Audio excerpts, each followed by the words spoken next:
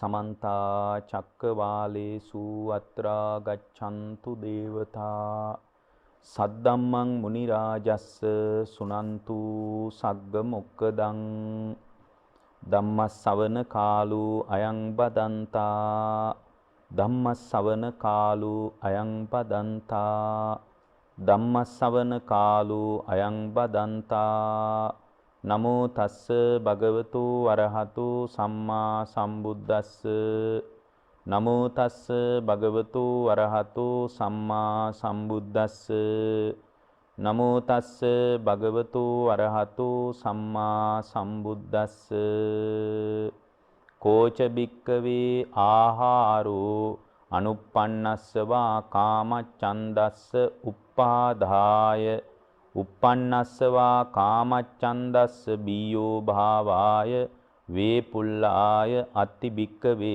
subha nimittang tatta ayoniso manasikara tabbha bahuli karoti ඒ අපගේ ශාස්ත්‍ර වූ සම්මා සම්බුදුරජාණන් වහන්සේට අප හැම දිනාගේම নমස්කාරය වේවා.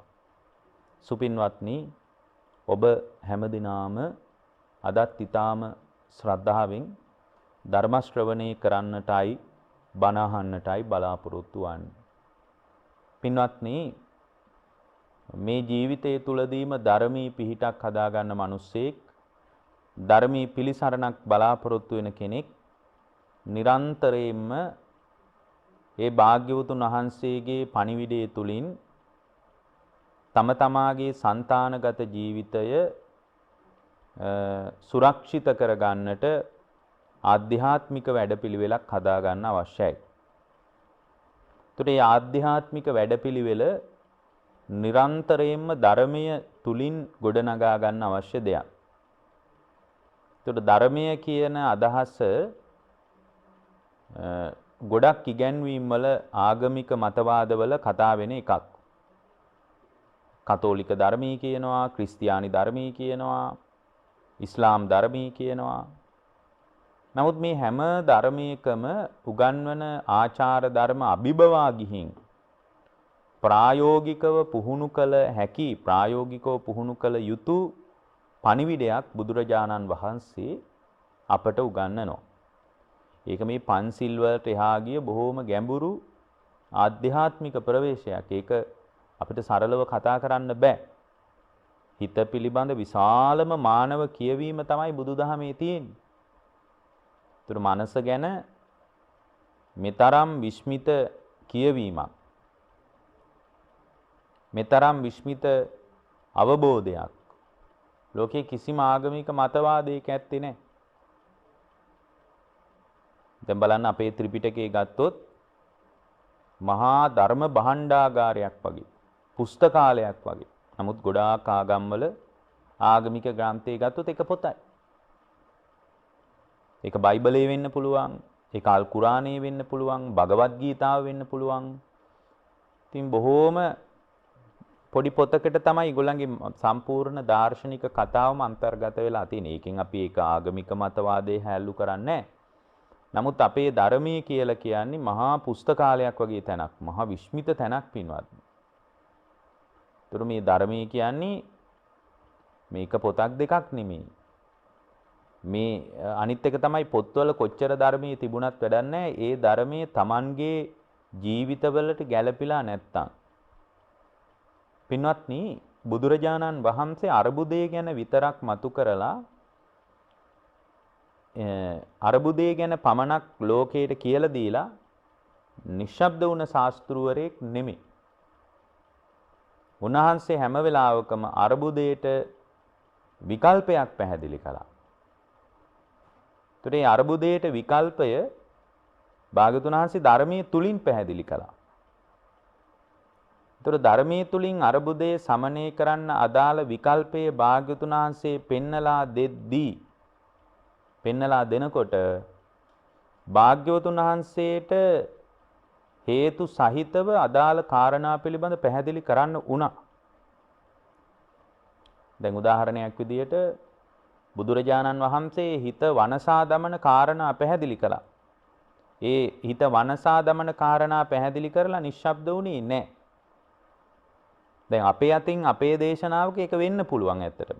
මම ඇතුළුව ඕනෑම කෙනෙක් ධර්මයේ කියාගෙන යනකොට සමහරට ප්‍රශ්නේ ගැන විතරක් කියලා විකල්පය ගැන කියන්නේ නැතුව අවසන් වෙන්න පුළුවන්. ඒක මම අත්දැකලා තියෙනවා. පහුගිය දවසක මට එක්තරා පුද්ගලයෙක් කතා කරලා කිව්වා මේ හාමුදුරනේ ඔබ වහන්සේගේ දේශනාවක් තියෙනවා.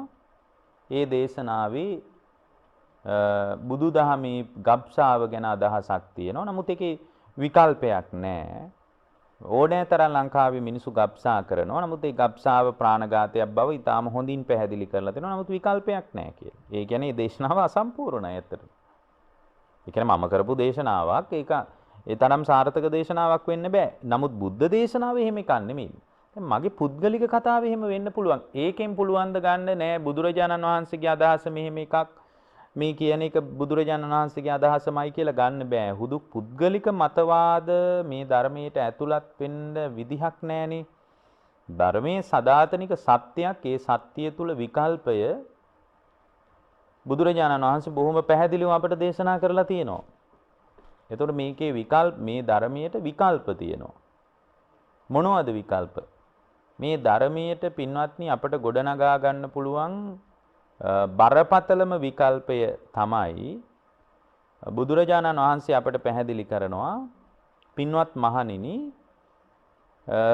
මේ විකල්පය ලෝකයේ විවිධ තැන්වලට ගිහින් හොයන්න ඕන විකල්පයක් නෙමෙයි. ලෝකේ ගොඩාක් තැන්වලට ගිහින් ගවේෂණය කරන්න ඕන එකක් නෙමෙයි.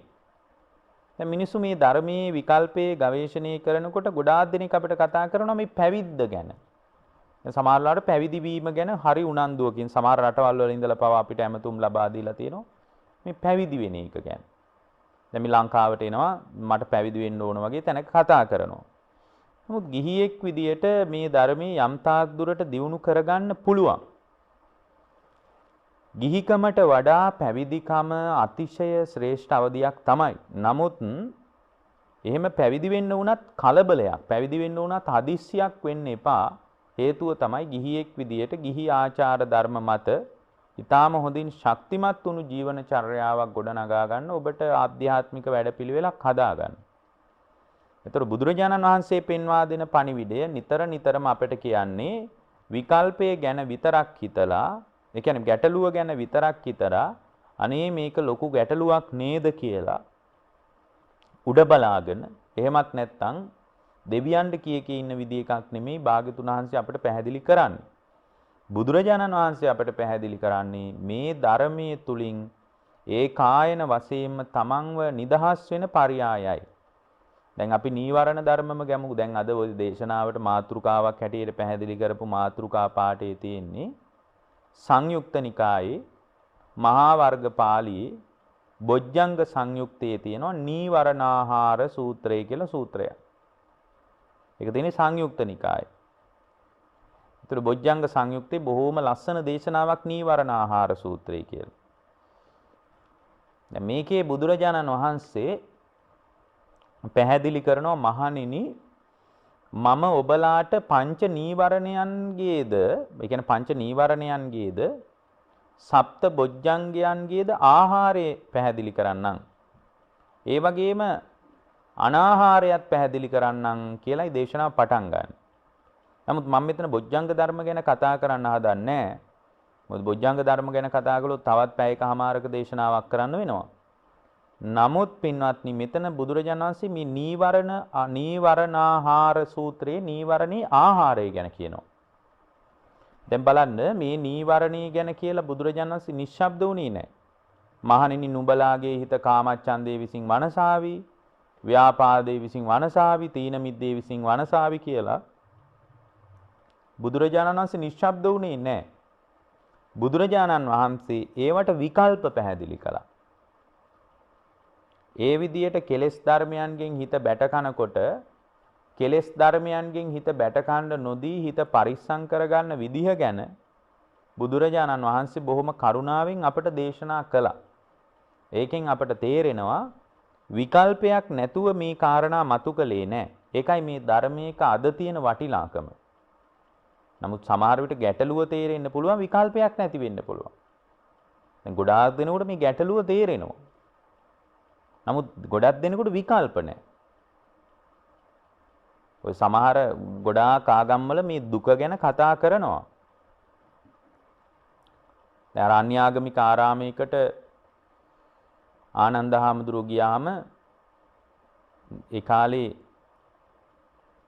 පිණ්ඩපාතේම වැඩම කරලා කාල වේලාව තිබ්බහම ඒ ස්වාමීන් වහන්සේලා මේ එක එක ඔය අන්‍යාගමික ආරාමවලට යනවා. බොහොම සුහදශීලී අදහසක් තමයි ස්වාමීන් වහන්සේලාට තිබුණේ.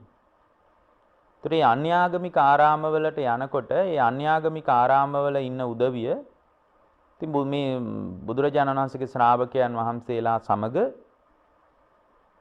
ඊටාම හොඳ පිළිසඳර කතාවක යෙදෙනවා. සමහරට ආසනත් හදලා දෙනවා. මෙන්න මේ ආසනේ වැඩ ඉන්න කියලා. ඉතින් උන්වහන්සේලා එහෙම වැඩ ඉඳලා බොහොම ආගිය තොරතුරු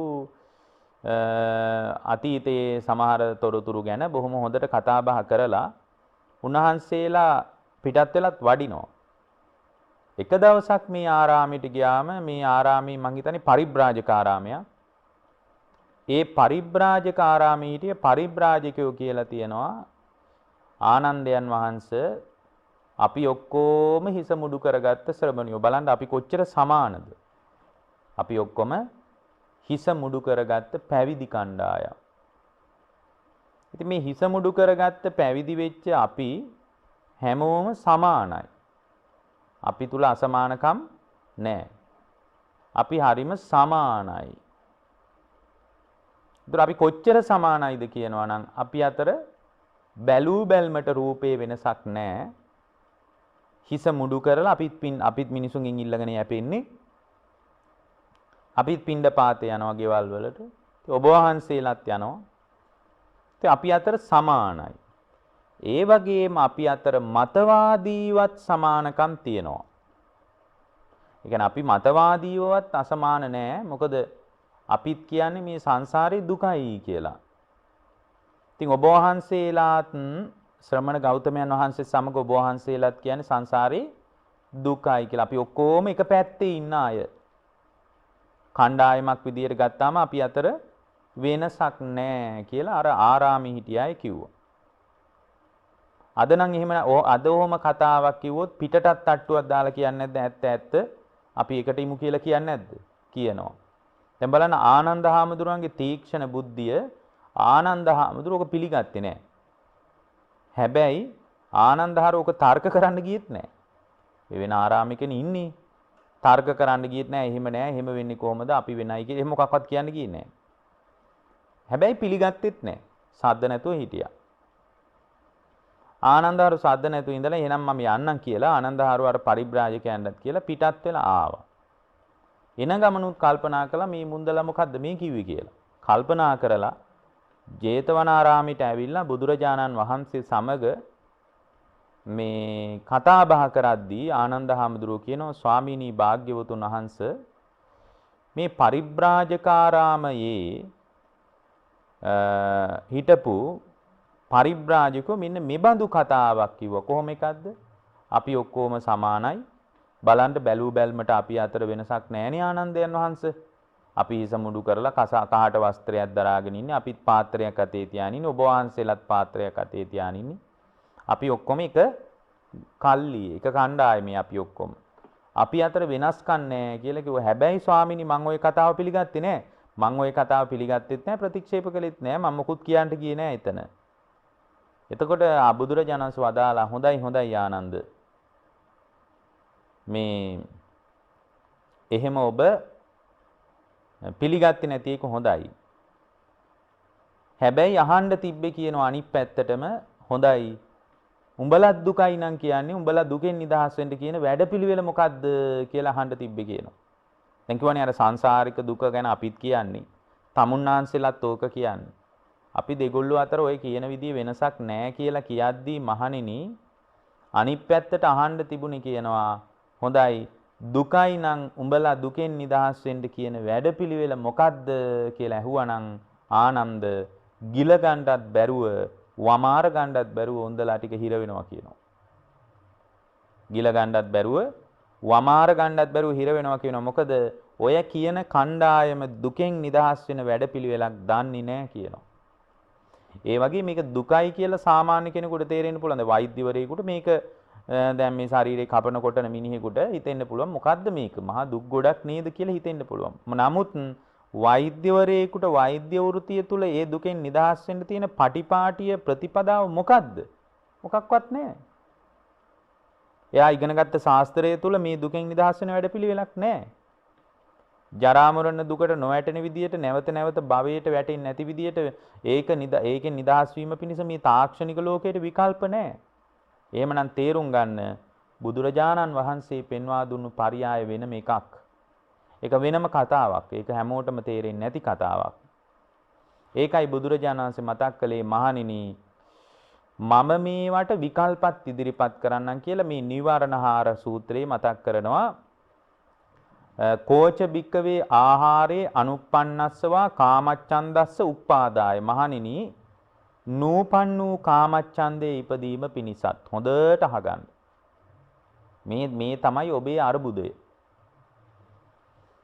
නූපන් වූ කාමච්ඡන්දේ ඉපදීම පිණිසත් uppannස්සවා කාමච්ඡන්දස්ස බීයෝ භාවාය වේපුල්ලාය උපන් වූ කාමච්ඡන්දය විපුල භාවයේ පිණිසත් බීයෝ භාවාය වර්ධනී බීම පිණිසත් වේපුල්ලාය වැඩිම පිණිසත් අත්ති බික්කවේ බුදුරජාණන් වහන්සේ මතක් කරනවා මහණෙනි නූපන් වූ කාමච්ඡන්දේ ඉපදෙන්නත් උපන් වූ කාමච්ඡන්දය දියුණු වෙන්නත් බහුල වශයෙන් දියුණු වෙන්නත් ආහාරය කවරේද මොකක් නිසාද මේක වෙන්නේ? දැන් ඔබට තියෙනවා කාමච්ඡන්දයක්. කාමයන් කෙරෙහි කැමැත්තක් තියෙනවා. ඡන්දය කියන්නේ කැමැත්තටනේ. එතකොට මේ කාමච්ඡන්දයක් ඔබට ඇති වෙන්න බලපාපු හේතුව මොකක්ද පින්වත්නි? එතකොට බුදුරජාණන් වහන්සේ මතක් කරනවා මේකට ආහාරයක් තියෙනවා. අනාහාරයුක්තව මේක ඇති වුණා නෙමෙයි. මේකට හේතුවක් තියෙනවා. මොකක්ද ඒ හේතුව? අත්තිබික්කවේ සුබ නිමිත්තන් තත් ආයෝනිසෝ මනසිකාර බහුලීකාරෝ. පින්වත්නි ඒකට හේතුව තමයි සුභාරම්භණයන් බහුල කොට නුනුවණින් මෙනෙහි කිරීමක් වේද. මෙය නූපන් වූ කාමච්ඡන්දේ ඉපදීම පිණිසද උපන් වූ කාමච්ඡන්දේ බහුලභාවයේ වේපුල්ල භාවයේ පිණිසද ආහාරය වෙයි. බලන්න කොච්චර පැහැදිලිද? කොච්චර පැහැදිලිද? හරිම ඉලක්කගතව මේ මනසේ තියෙන මනෝභාවයේ ආහාරය පැහැදිලි කරනවා. ඔන්න ආයෙත් අහගන්න උපන් වූ කාමච්ඡන්දයක් අපිට තියෙනවා. එතකොට නූපන් කාමච්ඡන්දයත් අපි තුල ඉපදෙනවා. නූපන් වූ කාමච්ඡන්දයත් ඉපදෙනවා. එතකොට මේ කාමච්ඡන්දයෙන් බැටකන ජීවිතයක් නිවන කරා පමුණුවන්න බෑ. ඒ නිසා යා පළවෙනියෙන් කාමච්ඡන්දයෙන් බැට නොකන ජීවිතයක් හදා ගන්න ඕනේ. එතකොට කාමච්ඡන්දයෙන් බැට නොකන ජීවිතයක් හදා ගන්නවා නම් බුදුරජාණන් වහන්සේ අපට වදාලා අත්තිබික්කවේ සුබ නිමිත්තං තත් අයෝනිසෝ මනසිකාර බහුලීකාරෝ. මහණෙනි ඒකට හේතුව තමයි ඒකට හේතුවක් තියෙනවා. ඒ තමයි සුභාරම්මණයන් බහුල කොට වාසය කරනවද? හැම වෙලාවකම ආරම්මණය සුභ වශයෙන් දකින්නවද? ඒ කියන්නේ ඇහැට පේන රූපේ සුභ වශයෙන්ම දකින්නවා. කනට ඇහෙන ශබ්දය සුභ වශයෙන්ම දකින්නවා. නාසයට දැනෙන සුවඳ සුභ වශයෙන්ම දකින්නවා. දැන් අපි පුරුදු වෙලා තියෙන ලෝකයේ මේ අත්දකින්න ලෝකයේ තුල සුභ වශයෙන්ම දකින්න නෙමෙයිද? අපි හුරු වෙලා තියෙන්නේ මේ අත්දකින්න ලෝකයේ සුභ වශයෙන්ම දකින්නයි. ඒතර මේ අත්දකින්න ලෝකයේ සුභ වශයෙන්ම දකින්න හුරු වෙලා තියෙන නිසා අපිට මේ ලෝකේ අහුවෙන්නේ සුභ නිමිති විතරයි. ඒතර අපි හැමදාමත් කැමති ලස්සන රූප දකින්න විතරයි. අපිට ලෝකේ උගන්වලා තියෙන ලස්සන රූප බලන්න විතරයි. අවලස්සන රූප පේනකොට ඇස් දෙක පියාගන්නයි ලෝකේ උදව් කරන්නේ. එතකොට හොඳට තමන්ව වර්ණනා කරන, ප්‍රශංසා කරන, අගය කරන වචන ඇහෙනකොට අපි ඒවට කන් දෙනවා. අසත්‍ය අද්භූතයෙන් ඇහෙන කතාවට, අප්‍රසන්න කතාවට ගරහා කරලා කතා කරනකොට ඒක අපි පිළිකුල් කරන්නේ නැද්ද? පිළිකුල්. ඇයි? අපි කනෙන් සුබ වශයෙන් දේවල් විතරයි, ඒවට විතරයි අපි තුල කැමැත්තක් තියෙන්නේ. ඊළඟට බුදුරජාණන් වහන්සේ වදාරනවා දැන් අපි නාසය ගත්තොත් නාසයෙන් සුවඳටම විතරයි අපි කැමති. අපිට ලෝකේ කියලා දීලා තියෙන්නේ ගඳයි කියනකොට නහය වහගනින්, සුවඳයි කියනකොට හොඳට සුවඳ විඳපන් කියලා විතරයි. අපි රසයට කැමති, නීරසයට අපි කැමති නෑ. එහෙමනම් අපිට ඔබ තේරුම් ගන්න එකක්, ඔබ හුරු වෙලා තියෙන්නේ ලෝකයේ සුබ වශයෙන් ගණ්ඩායි. හුරු වෙලා තියෙන්නේ සුබ වශයෙන් ලෝකේ අත්දකින්නයි. එතකොට මේ ලෝකයේ උපන් වූ කාමච්ඡන්දයක් ඒක දිගට පවත්වනවා නම්, නූපන් වූ කාමච්ඡන්දයක් ඉපදෙනවා නම්, ඒ දෙකටම බලපාන්නේ පින්වත්නි සුභාරම්මණයන් බහුල කොට නුනුවණින් වෙනෙහි කරනවා. ඒ කියන්නේ නුවණින් විමසීම නැහැ. නුනුවණින් විමසීම කියන්නේ නුවණින් විමසීම නැතුව කල්පනා කරනවා. නුවණින් විමසීම නැතුව සුභාරම්මණයන් බහුල කොට වාසය කරනවා නම්, සුභ ආරම්මණයන්ම නුවණින් විමස බහුල කොට වාසය කරනවා නම්, ඒ කාමච්ඡන්දේ බහුලභාවයේ පිණිස ආහාරය මෙයයි කියලා භාග්‍යතුන් වහන්සේ වදාළා. එවනම් මේ සුභාරම්මණය විතරක් අපට පේන්නේ ලෝකේ යථාර්ථය නොපෙනෙන නිසා. මේකේ ලෝකේ යථාර්ථයට බහැලා බැලුවට පස්සේ තේරෙනවා සුභාරම්මණය කියලා එකකුත් ලෝකේ නැහැ, අසුභාරම්මණය කියලා එකකුත් නැහැ. ලෝකේ નિરાයාසයෙන් පවතින අත්දැකීම් පරාසයක් තියෙනවා. ඒක ඇතුළට ගන්න විදිහ අනුව මේ මගේ හිත මං ඒක දිහා බලලා ඒකට හිතන විදිහ අනුව මට සුබ වෙනවා, අසුබ වෙනවා. මොකද මට සුබ එක තවත් කෙනෙකුට අසුබ වෙන්න පුළුවන්. දැන් ඒක හොඳටම තේරෙනවානේ. දැන් අපි ගවයෝ මරණ එකට අපි ඒක ඊටාම අසුබ අත්දැකීමක් විදිහට අපි සලකන්නේ බෞද්ධයෝ විදිහට. නමුත් සමහර ආගමික මතවාද තියෙනවා ඒක ඊටා සුභාරම්මණයක් විදිහට සලකන්නේ. එහෙමනම් ඒ දිහා බලන විදිය මේ ලෝකේ සුභාරම්මන හෝ අසුභාරම්මන කියලා නැහැ. පින්වත්නි, මේ ලෝකේ යම් සිද්ධිදාමයක් සිද්ධ වෙනවා. ඒ සිද්ධිදාමේ මානව හිතවාදී වෙනවා නම් ඒක ප්‍රමාණවත්. පරිසර හිතවාදී වෙනවා නම් ප්‍රමාණවත්. සත්ව හිතවාදී වෙනවා නම් ප්‍රමාණවත්. අවිහිංසාවාදී වෙනවා නම් ප්‍රමාණවත්. අභ්‍යාපාදවාදී වෙනවා නම් ප්‍රමාණවත්. නමුත් අද ලෝකයේ සිද්ධ වෙන සිදුවීම් ඊටාම හිංසාකාරී. ලෝකයේ සිද්ධ වෙන සිදුවීම් ඇලීම් සහ ගැටීම් මත පදනම්ව සිද්ධ වෙන අත්දැකීම්. ඒ නිසා ඔබ හොඳට මතක තියාගන්න, මේ කාමච්ඡන්දේ ආහාරයේ සුභාරම්මණයයි. ඔබ ලෝකයේ සුභාරම්මණය එක පැත්තකින් තියලා ලෝකයේ නිදහසේ අත්දැක්කොත්, පින්වත්නි, නිදහසේ අත්දකින්නකොට ලෝකයේ මේ සිද්ධිවල යථාර්ථය ඔබට පෙනුනොත්, මේ ලෝකයේ සිද්ධිවල යථාර්ථය පෙනුනොත්, ඒ යථාර්ථය දැකපු තැනක පින්වත්නි ලෝකයේ සුභාරම්මන හෝ අසුභාරම්මන කියලා ලෝකයේ දෙවර්ගයක් ඇත්තේ නැහැ. එතකොට දැන් බලන්න කොච්චර ඉලක්කගතව දැන් ඒ සුභාරම්මනේ නිතරම ලෝකෙන් ඔබට අහු වෙනවා නම්, අත්දකින්න ලෝකයේ තුල සුභාරම්මනේ බහුල වශයෙන් ඔබට ප්‍රකටව දැනෙනවා නම්, ඒ ප්‍රකටව දැනෙන තැනක භාග්‍යවතුන් වහන්සේ අපට වදාලා බොහොම ලස්සන එකක්. ඒ තමයි සුභාරම්මණයම පේනවා නම් ඒකට යථාර්ථවාදී, ඊටා ප්‍රබල, ගැඹුරුයි කියලා කියන්නේ ගිහියෙකුට ප්‍රමාණවත් වෙන හොඳ භාවනාවක් පුහුණු කරන්න පුළුවන්. ඒතර ලෝකේ සුභාරම්මණයේ පැත්තටම හිත ඇදෙනවා නම්, කාමච්ඡන්දේ බහුල වශයෙන් හිත තුල ක්‍රියාත්මක වෙනකොට එයාට පුළුවන් පින්වත්නි අසුභය වගේ භාවනාවක් එයාගේ ජීවිතේ පුහුණු කරන්න. ඒ අසුභය වගේ භාවනාවක් තුලින් එයාට විශාල යහපතක්, ඒක පොඩි එකක් නෙමෙයි, විශාල යහපතක් එයාට හදා ගන්න පුළුවන්.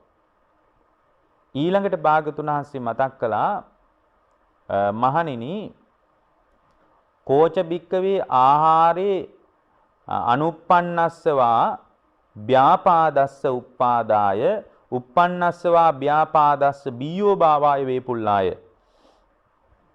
මහණෙනි, ව්‍යාපාදේ හේතුව මොකද්ද? ව්‍යාපාදේ ආහාරය කුමක්ද? ඒ කියන්නේ මේ නූපන් වූ ව්‍යාපාදේ ආහාරය, උපන් වූ ව්‍යාපාදේ ආහාරය මොකද්ද? දැන් ව්‍යාපාදය කියන එක, ඒකට තමයි කියන්නේ අපි තුල තියෙන අමනාප ගතිය. ඔබ තුල නුරුස්සන ගතියක් තියෙනවා නම්, ඔබ තුල නිරන්තරයෙන්ම පින්වත්නි ගැටෙන ගතියක් තියෙනවා නම්, ඔබ තුල නිරන්තරයෙන්ම පින්වත්නි දුම්නසක් පවතිනවා නම් මේ ඔක්කොම ව්‍යාපාදේ එක එක පැතිවල නියෝජනයක්. බුදුරජාණන් වහන්සේ මතක් කරනවා මහණෙනි මේ උපන් වූ ව්‍යාපාදයක් තියෙනවා නම් ඒකට ආහාරය මොකද්ද? නූපන් වූ ව්‍යාපාදේ නැවත නැවත උපදින්න ආහාරය මොකද්ද කියලා හොඳට දැනගන්න කියනවා. මොකද දැනගත්තොත් නේ මේවායින් අයින් වෙන්න පුළුවන්. දැනගන්නේ නැති කෙනෙකුට මේකෙන් අයින් වෙන්න බෑනේ. පින්වත්නි ව්‍යාපාදයක් ඇති වුණාම ඒ ව්‍යාපාදේ නසන්න තියෙන්නේ ව්‍යාපාදයක් ඇති වුණ බව දැන ගැනීමෙන්. ව්‍යාපාදයක් ඇති වුණ බව දැන ගැනීමෙන් තමයි ව්‍යාපාදේ නසන්න තියෙන්නේ. බුදුරජාණන් වහන්සේ මතක් කරනවා කෝච භික්කවේ ආහාරේ අනුප්පන්නස්සවා ව්‍යාපාදස්ස උප්පාදාය uppannassawa ව්‍යාපාදස්ස බියෝ භාවාය වේපුල්ලාය අති භික්කවේ පටිග නිමිත්තං අත්ති අයෝනිසෝ මනසිකාර තබ්බෝ අයමාහාරෝ අනුප්පන්නස්වා ව්‍යාපාදස්ස උප්පාදාය uppannassawa ව්‍යාපාදස්ස බියෝ භාවාය වේපුල්ලාය කියලා. ඊටාම ප්‍රකට බුදුරජාණන් වහන්සේගේ ශ්‍රාවකයෙකුට නිවන කරා පමුණුවන්ට තරම් බලවත් පණිවිඩයක් මේක. මොකද මේ නීවරණ විසින් තමයි නිවන වහගෙන ඉන්නේ. නිවන වසාගෙන ඉන්නේ මේ නීවරණ විසින්. ඉතින් ආහාරය දැනගත්තාම නීවරණ වලට ආහාර සපයන එක නතර කරලා දාපු තැනක පින්වත්නි යාව නිවෙන්න පටන් ගන්නවා. එයා තුල නිවීමක් අත්දකින්න ලැබෙනවා. බුදුරජාණන් වහන්සේ අපට පැහැදිලි කරනවා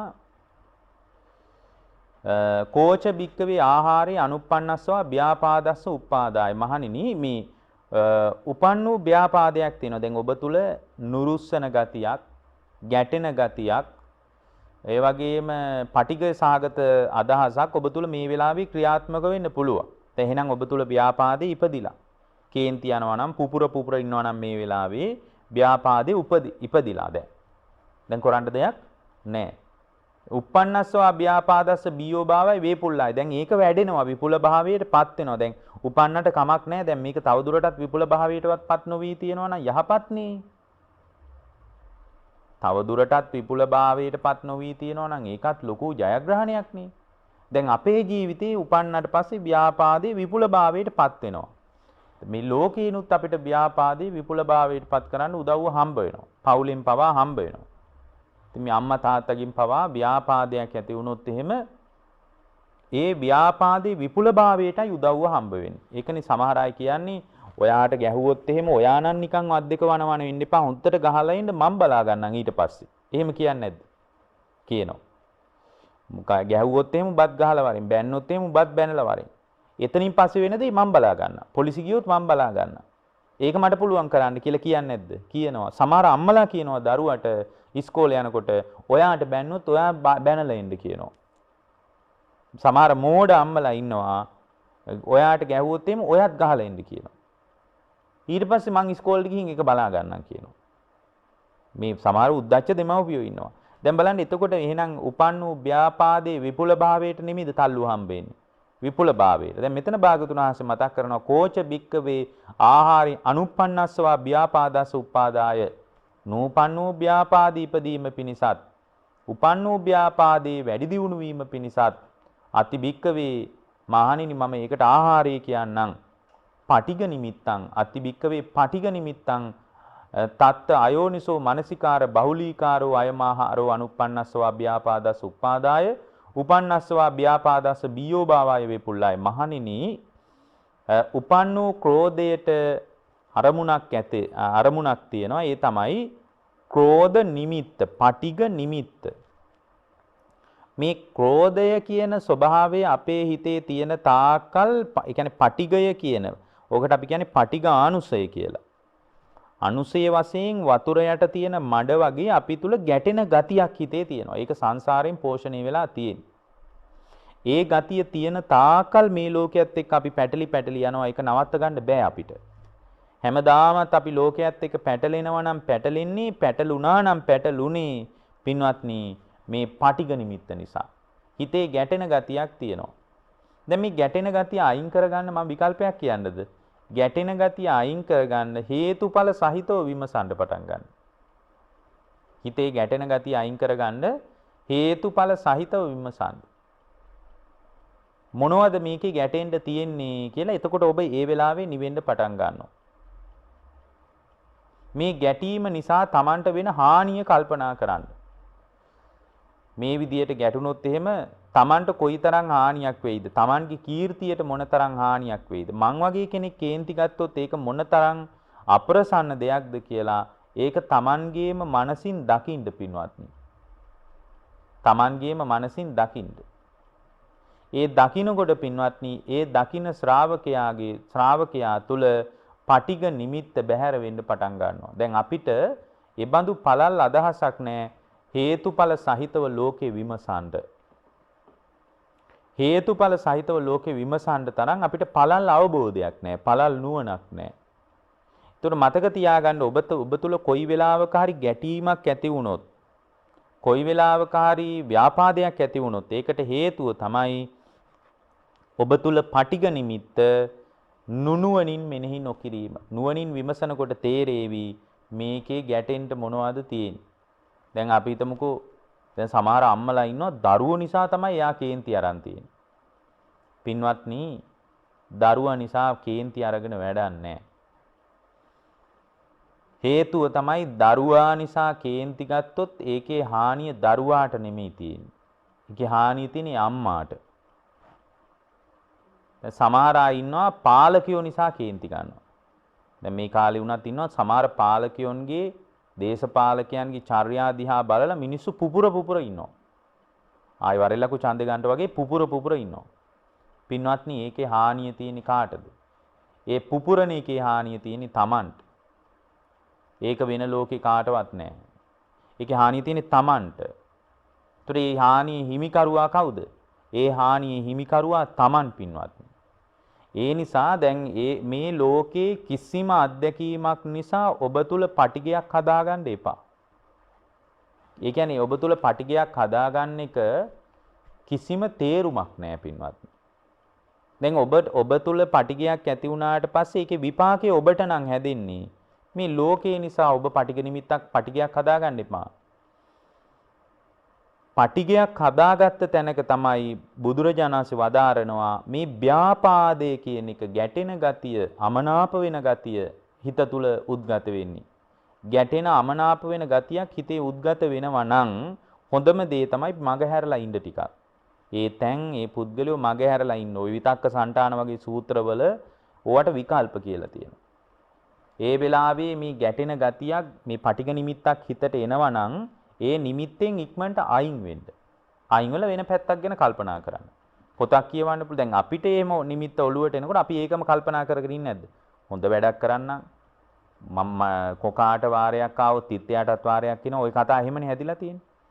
මටත් වෙලා වෙයිනේ බලමුකෝ අපි එදාට කියලා එහෙම පුපුර ඉන්න ගතියක් එනකොට ඒ පටිඝ නිමිත්ත මතුවෙලා එනකොට පින්වත්නි ඒ මොහොතේම කල්පනාව වෙනස් කරන්න. ඒ වගේම තමයි පින්වත්නි මේ පටිඝ නිමිත්තට අදාළ දේවල් නෙමෙයි හොඳ පැත්ත කල්පනා කරන්න. දැන් සමහරට කෙනෙක් බැන්නට ඒ බැනපු මිනිස්සයා ඔබට කොයිතරම් හොඳ කරලා තියෙන්න පුළුවන්. අන්නේ හොඳ පැත්ත කල්පනා කරන්න. එතකොට අර ගැටෙන ගතිය හිතේ බාල වෙලා දුරු වෙන්න පටන් ගන්නවා. ඒ වගේම මේ ගැටීම ASCII මේ කුමන මනෝභාවයක් ඇති වුණත් මේ ගැටීම ASCII මගේ අභ්‍යන්තරේ නාම රූප ධර්ම ටිකක් හටගෙන නිරුද්ධ වෙනවා විනා මේ ලෝකේ වෙන කිසිම සිද්ධියක් වෙන්නේ නැහැ කියලා දකින්න දක්ෂ වෙන්න. මා තුලයි හුදු පංචස්කන්ධ ධර්මයක් නාම රූප ධර්ම ටිකක් පහළ වෙන්නේ. ඒතකොට ඒ කියන්නේ මා තුල පංචස්කන්ධයක් පහළ වෙලා ඒක උපාදානිය වුණොත් ඒකේ හානිය මටනේ තියෙන්නේ. ඒතකොට මම අත්දකින්න ලෝකේ නිසා මා තුල තමයි නාම රූප ධර්මයන් හටගෙන නිරුද්ධ වෙන්නේ. ඒ කියන්නේ මම තුල රූපයත් වෙනස් වීමකටපත් වෙනවා. දැන් සමහරට ගැටෙන නිමිත්ත එළියෙන් හම්බ වුණේ. එළියෙන් හම්බ වෙච්ච දෙයක් නිසා මම මොකටද ඇතුළ මම පුච්ච ගන්නෙ. කිසි තේරුමක් නැති මහා උද්දච්ච මෝඩ වැඩන්නේ. එළියේ ප්‍රශ්නයන් නිසා මම මොකටද මගේ අභ්‍යන්තරයේ කෙලස ගන්නෙ. ගොඩාක් අභ්‍යන්තරයේ කෙලස ගන්නෙ මේ එළියෙන් ඇහෙන දැනෙන දකින හිතෙන දේවල් නිසා. ඒතර බුදුරජාණන් වහන්සේගේ ශ්‍රාවකයා පරිස්සම් වෙනවා කියලා කියන්නේ එළියෙන් අත්දකින්න දේවල් නිසා එළියෙන් නිමිති එනකොට අනුනිමිති අරගෙන එයාව කෙලසා ගන්න අද මිනිස්සු තමන්ව වනසා ගන්නවා මේ බාහිර ලෝකේ නිසා. එතනට මේ බුද්ධ ශ්‍රාවකයා යන්නේ නැහැ. ඊළඟට බුදුරජාණන් වහන්සේ මතක් කරනවා කෝච භික්කවේ ආහාරේ අනුප්පන්නස්සවා තීන මිද්දස්ස උපාදාය උප්පන්නස්සවා තීන මිද්දස්ස බීයෝ භාවාය වේපුල්ලාය අත්ති භික්කවේ අරති තත්ත විජම්බිතා බත්ත සම්මාදෝ චේතසෝච ලීනත්තං උන්වහන්සේ වදාරනවා මහණෙනි නූපන්නු තීන මිද්දේ ඉපදීමක් වෙයිද උපන්නු තීන මිද්දේ බහුලභාවයක් වෙයිද මහණෙනි දැන් තීන මිද්දේ කියන්නේ හිත හැකිලිච්ච ගතියක් තියෙනවා. එතකොට මේ අපි හරියට තීන මිද්දෙන් බැට කනවා. තීන මිද්දේට අයිති ස්වභාවය තමයි ආලස බව, නිදිමත බව, මේවා ඔක්කොම තීන මිද්දේට අයිති දේවල්. එතකොට තීන මිද්දේ කියන කාරණේ නිසා මිනිස්සු ඔය ඇඟමැලි කඩන්නේ, අලස වෙන්නේ, කම්මැලි වෙන්නේ, හිතේ හැකිලිලා යන්නේ මේ ඔක්කොම අයිති තීන මිද්දේට. දැන් ඔය තීන මිද්දේ ආවට පස්සේ හිතෙනවා දැන් අපි හිතමුකෝ දැන් මේ මොහොතේ තමයි බුදුරජාණන් වහන්සේ සිහිය උපදවාගෙන සිහි නුවණ පවත්වාගෙන කාලය ගෙවන්න කියලා අපිට භාගතුන් වහන්සේ වදාළේ. නමුත් කෙනෙක් හිතන්න පුළුවන් නෑ මේ වෙලාවේ ඕක කරන්න ඕනේ හෙට කරනවා. එක්කෝ හිතෙනවා දැන් නිදිමතයි. එක්කෝ හිතෙනවා දැන් නැගිට්ටි ඕක පස්සේ බැරිය කරන්න කියලා. එක්කෝ හිතෙනවා නෑ දැන් දවල්නේ ඕක රෑ වෙලා කරනවා.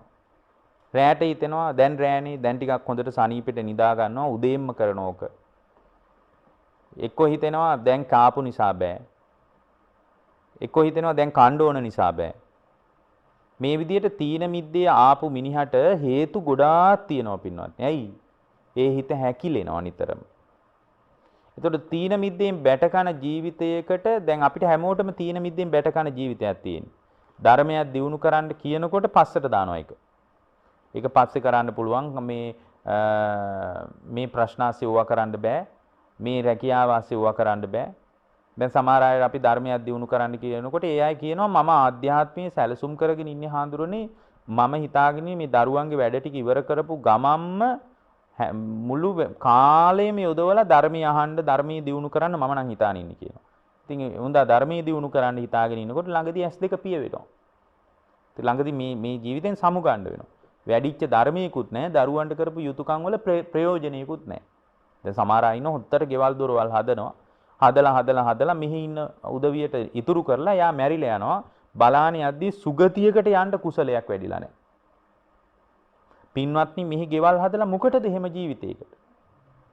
දැන් මේ දරුවන්ටයි බිරිඳටයි දෙමව්පියන්ටයි ඔක්කොටම මෙහි ගෙවල් හොඳට ජයට හදලා ඔක්කොම එකතු කරලා මෙහි තියලා බැංකු පොතුත් පුරවලා රත්තරන් බඩුත් පුරවලා හොඳට මේ හම්බ කරලා තියලා මැරිලා ගිහින් නමුත් එයාව ප්‍රවේශම් වෙන තැනකට යන්න එයා ගොඩනගාගත්ත ප්‍රබල කුසලයක් ඒ මෝඩ මිනිසයාගේ ජීවිතේ නැහැනේ. ඉතින් ඒක මෝඩකමක් නෙමෙයිද? මහාචාර්යවරයෙක් වුණත් මෝඩයෙක්නේ. මහාචාර්යවරයෙක් වුණත් මහා අනුවන මිනිහෙක්නේ. මෙහි මහාචාර්ය පට්ටම් ඔක්කොම මෙහි තියලා යන්න වෙනවනේ. උගත්කම් බුද්ධිමත්කම් ඔක්කොම මෙහි තියලා යන්න වෙනවනේ. එතකොට යනකොට ඒ යන තැනකට මොනවා හරි Tamanගේ මග වියදමට හදාගෙන නැත්තම් පින්වත්නි මේ මිනිස්සයා අසරණයිනේ. පාංශකූල දීලා එයාව සුගතියට ගන්න බෑනේ. 7 දවසේ දානි 3 මාසේ දානි වලින් ඔය කියන තරම් ලොකු ප්‍රයෝජනයක් නැහැනේ. ඒවා මෙහි ඉන්න අයටත් හොඳයි. මිය ගිය අයටත් උපකාරාර්ථයක් තියෙනවා. නමුත් දුගතියට වැටුනොත් ඒ දුගතියට වැටෙන මිනිස්යන් පුදුම තරම් අසරණයිනේ. බුදුරජාණන් වහන්සේ මතක් කරනවා මහණෙනි හිත හැකිලිලා යනවා නම් හැකිලිච්ච හිත තවත් හැකිලිලා යනවා නම් ඒ කියන්නේ හැකිලිච්ච හිත තවත් හැකිලෙන්නයි ලෝකේ උදව් කරන්නේ. නිදාගෙන ඉන්න මිනිහෙකුට බෙඩ් ෂීට් එකක් පොරවන්න ඉන්නවා. නිදාගෙන ඉන්න මිනිහෙක් නැගිටවලා අනේ ඔහොම නිදා ගන්න එපා. වැඩි කාලයක් නිින්දෙන් කාලේ ගෙවුවොත් එහෙම ජීවිතේ අමාරු වැටෙන්න පුළුවන්. ඒ නිසා ඔයා මීට වඩා සැලකිලිමත් වෙන්න, පරිස්සම් වෙන්න කියලා ඔළුව අත ගාලා කියන්න කෙනෙක් නැහැනේ පින්වත්නි මේ සමාජයේ. භාග්‍යවතුන් වහන්සේ හා ධර්මයේ සංඝයා හැර කවුද එහෙම කියන්නේ ඉන්නේ? බුදුරජාණන් වහන්සේ මතක් කරනවා උපන් වූ තීන මිද්දේ හැකිලෙන හිතට නූපන් වූ තීන මිද්දේ නූපන් වූ ස්වභාවයක් තවදුරටත් තීන මිද්දේ උද්ගත වෙනවා නම් මහණෙනි ඒකට හේතුව තමයි ඒකට ආහාරය තමයි අත්ති බික්කවේ අරති තත්ත විජම්බීතා බත්ත සම්මෝදා චේතසෝන ලීනත්තං උන්වහන්සේ වදාරනවා මහණෙනි යම් වෙලාවක කුසල් ධර්මයන්හි නොයල්මක් අලස ගතියක් ඇඟමැල කැඩීමක් බත්මතයක් හැකුළුණු බවක් ඇද්ද අන්න ඒකයි හේතුව කියනවා. ඒ කියන්නේ මේ අරතිය කියන එක. අරතිය කියන්නේ කුසල් ධර්මයේ කෙරෙහි අකමැති භාවය කියන එක නිසා එයා මේ වගේ කියන්නේ කොයි වෙලාවෙත් නිද්‍රා ගතියටම යනවා නම් නුවණින් විමසීම ඇත්තෙම නැත්තම් හිත හැකිලිලා යනවා නම් වැඩියෙන් සංසාර බය ගැන ඉගෙන ගන්න. ඔය പ്രേත වස්තුව ගැන විමාන වස්තුව ගැන හිම කියවන්න. නිරය ගැන හොඳට දැනගන්න. පුදුම සංසාර බයක් ඇඟ ලොමුඩ හැගැන්විලා අනේ මම මේ වගේ තැනකට වැටුනොත් මං කොච්චර අසරණද කියලා පුදුම තරමින් බිය තැති ගැනීම ඇති වෙලා ධර්මී පිහිටක් පිළිසරණක් හදාගන්න පුළුවන් තැනකට ඔබේ හිත හැදෙයි. ඒ බඳු තැනකට හිත හදාගන්න බලන්න. ඊළඟට භාග්‍යතුන් වහන්සේ මතක් කරනවා කෝච බික්කවේ ආහාරේ අනුප්පන්නස්සවා උද්දච්ච කුක්කුච්චස්ස උපාදාය උපන්නස්සවා උද්දච්ච කුක්කුච්චස්ස බියෝ භාවාය වේපුල්ලාය අති බික්කවේ චේතසෝ අවපසමෝ අත්ති අයෝනිසෝ මනසිකාතබ්බා බහුලීකාරෝ බුදුරජාණන් වහන්සේ මතක් කරනවා මහණෙනි උද්දච්ච කුක්කුච්ච නීවරණයාගේ ඉපදීම පිණිසත් උද්දච්ච කුක්කුච්ච නීවරණයාගේ ඉපදීම පිණිසත් උපන්නෝ උද්දච්ච කුක්කුච්ච නීවරණයාගේ බහුලභාවයේ පිණිසත් ආහාරයේ කවරේද දැන් මේ උද්දච්ච කුක්කුච්ච කියන ස්වභාවය හිත උද්දච්ච භාවයට යනවා නම් විසිරෙන ගතියක් හිතේ තියෙනවා නම් දැන් ඔය සමහර අය කියන්නේ භාවනාවක් නම් කරන්න හරිය අමාරුයි හාඳුරනේ හිත හරියට විසිරෙනවා. ඒකට තමයි කියන්නේ ඔය උද්දච්ච කුක්කුච්චෙන් එයා බැට කනවා එයා. එතකොට මේ උද්දච්ච කුක්කුච්චෙන් බැට කනකොට ඒකට ආහාරයක් බුදුරජාණන් වහන්සේ වදාලා මොකද්ද? අත්ති බික්කවේ චේතසෝ අවපසමෝ අත්ති අයෝනිසෝ මනසිකාර බහුලීකාරෝ පින්වත් මහණෙනි ඒකට ආහාරය තමයි සිතේ නොසන්සු බවක් ඇද්ද එහි බහුලභාවයක් නුනුවණින් මෙනෙහි කිරීමක් ඇද්ද ඒ නිසා තමයි උද්දච්ච කුක්කුච්චයට යන්නේ මොකද්ද හිත නොසන්සුන් එයා හිත සංසුන් කරගන්න දන්නේ නැහැ හිත සංසුන් කරගන්න පුළුවන් උපේක්ෂා විහරණේ හැම වෙලාවකම උපේක්ෂාවෙන් ලෝකේ බලන්න ලෝකේ දකින්න උපේක්ෂාවෙන් ලෝකේ අහන්න උපේක්ෂාවෙන් ලෝකය අත්දකින්න ඒ උපේක්ෂාවෙන් ලෝකේ දිහා බලාගෙන ඉන්නකොට ඇලෙන්න කොච්චර හේතු ආවත් ඒ උපේක්ෂා විහරණය ඔබව අලවන්නේ ගැටෙන්න ඕන තරම් නිමිති ආවත් ලෝකය සහ ඔබ අතර ගැටීමක් හදන්නේ නැත්නම් මොකද අර උපේක්ෂාව. ඒතර බුදුරජාණන් වහන්සේ ආහාරයේ විදියට පැහැදිලි කරේ උද්දච්ච කුක්කුච්චයට මොකද්ද? හිත නොසන්සුන් භාවයක් ඇද්ද? අනි නොසන්සුන් වෙන්න හිත උද්දච්ච කුක්කුච්චයට යනවා. හරි කලබලයි. ඒ කලබල භාවය ඇති. එතකොට ඒ වගේ තත්වයකට හොඳ දෙයක් තමයි පුළුවන් තරම් උපේක්ෂා විහරණයකින් ඉන්න. උපේක්ෂා විහරණයකින් මැදින් ලෝකේ දකින්න. මැද ඉඳලා ලෝකේ බලන්න. මේ පවතින ලෝකය ඕනෑම මොහොතක වෙනස් වෙලා කන පිට හැරිලා විපරිණාමයටපත් වෙලා අමාරුවේ වැටෙන්න පුළුවන් කියන දැක්ම සහිතව ලෝකේ දිහා බලන්න පින්වත්නි. එහෙම බලනකොට ඔබට ලෝකයේ විනිවිද පෙනෙන්න පටන් ගනීවි. ඔබට ලෝකයේ විනිවිද දකින්න පුළුවන් වේවි. ඒ නිසා බුදුරජාණන් වහන්සේ මතක් කළා ලෝකයේ සැබෑවටම යථාර්ථවාදීව අත්දකින්න ශ්‍රාවකෙක් නිරන්තරයෙන්ම යෝනිසෝ මනසිකාරයෙන් ලෝකේ දකින්න ඕන. ඒ යෝනිසෝ මනසිකාරයෙන් දකින්නකොට හොඳට නුවණින් ඒකයි මෙතන හැම තැනම කියනවා මේ නීවරණ ආහාරයේ කියද්දි කියනවා අයෝනිසෝ මනසිකාර බහුලීකාරෝ අයෝනිසෝ මනසිකාර බහුලීකාරෝ මේ හැම නීවරණයක් ගැනම කියාගෙන ගිහින් ඕක කියනවා. හේතුව දන්නවද? හේතුව තමයි යෝනිසෝ මනසිකාරයේ තමයි ධර්මයේ තුල ඔබ උපද්දවන්නේ.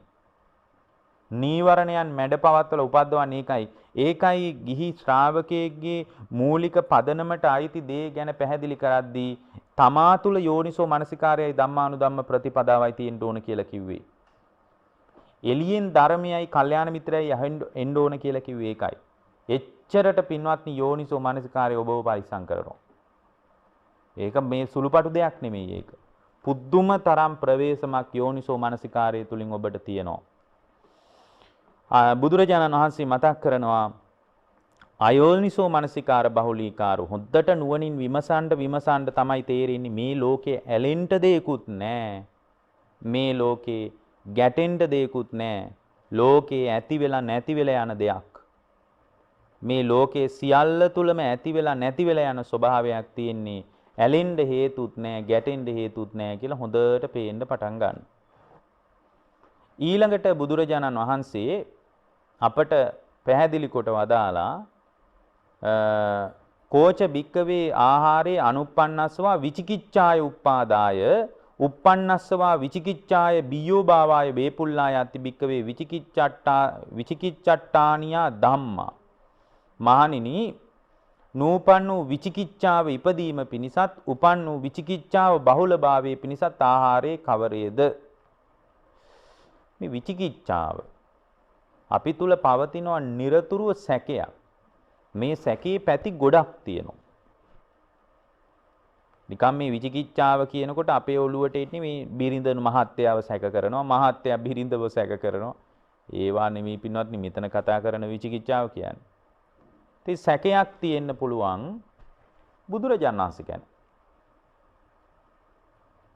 එතකොට උන්වහන්සේ දේශනා කරපු ධර්මයේ ගැන සැකයක් තියෙන්න පුළුවන්. සංඝයා ගැන සැකයක් තියෙන්න පුළුවන්. ඊට පස්සේ පින්වත්නි මාර්ගය ගැන සැකයක් තියෙන්න පුළුවන්.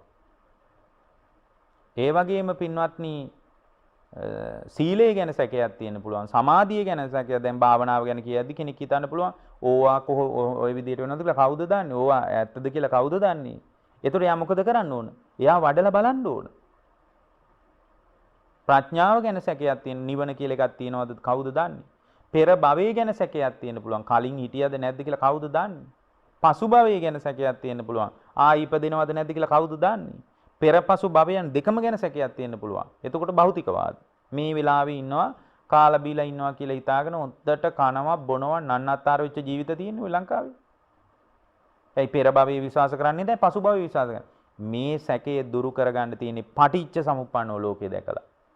අවිද්‍යාව නිසා සංකාර ඇති වෙනවා සංකාර නිසා විඥානය ඇති වෙනවා මේ විදිහට කල්පනා කරනකොට පෙර භවයේ ඇති වෙච්ච සංස්කාරයන්ගේ යථාර්ථයත් මේ භවයේ ඇති වෙන ක්‍රියාවලිය නිසා නැවත මතු භවයක් හැදෙන විදියත් පෙර භවයේ සහ පසු භවයේ අතර මතු භවයන් තුලට Tamanගේ ජීවිතේ විසි වෙන්න නොදී මේ ජීවිතයේ තුලදීම සදාකාලිකවම නිවීම නම් වූ සීල සමාධි ප්‍රඥා කියන ත්‍රිශික්ෂාව ගැන යම් සැකයක් තිබුණා සියලු සැකයන් දුරු වෙලා ගියපු තැනක පින්වත්නි එයා චුල්ලසෝතාපන්නයි.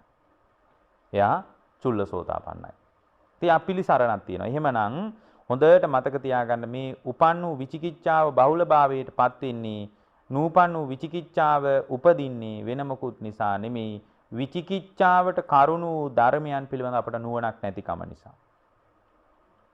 ඒ ධර්මයන් පිළිබඳ අපට නුවණ නැති වුණොත් අපි බරපතල අමාරුවක වැටෙනවාමයි. ඒ නිසා තමන්ව පරිස්සම් වෙන එක තමන්ව පරිස්සම් කරගන්න එක තමන්ට පැවරෙන දෙයක්. ඒක ලෝකේ කාටවත් කරන්න පුළුවන් දෙයක් නෙමෙයි. ඒ නිසා මේ නීවරණයන්ගෙන් බැට කනවා කියලා අපිට කෑග ගහින්න ඉගැන්වුවේ නැහැ.